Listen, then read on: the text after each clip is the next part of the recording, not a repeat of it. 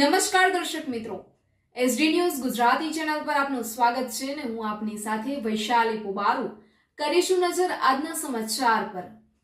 અંકલેશ્વરથી અંકલેશ્વરમાં દિન પ્રતિદિન તસ્કરોનો ત્રાસ વધ્યો છે। અંકલેશ્વરના દીવા રોડ પર આવેલ સોસાયટીઓમાં વારંવાર તસ્કરો ત્રાટકે છે।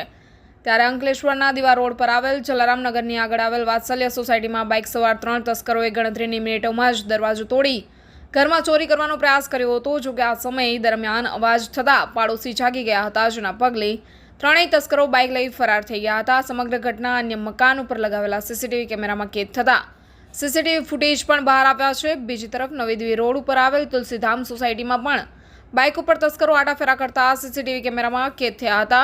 સોસાયટીઓમાં તસ્કરો ત્રાટકતા રહીશોમાં ફફડાટ ફેલાઈ જવા પામ્યો છે અને પોલીસ પેટ્રોલિંગ હાથ ધરે તેવી માંગ કરી છે। અંકલેશ્વર શહેર ડિવિઝન પોલીસે સીસીટીવી ફૂટેજના આધારે તસ્કરોનું પગેરું મેળવવા કવાયત શરૂ કરી છે। Reporter Jayesh Prajapati, SD news Gujarati, Ankleshwar.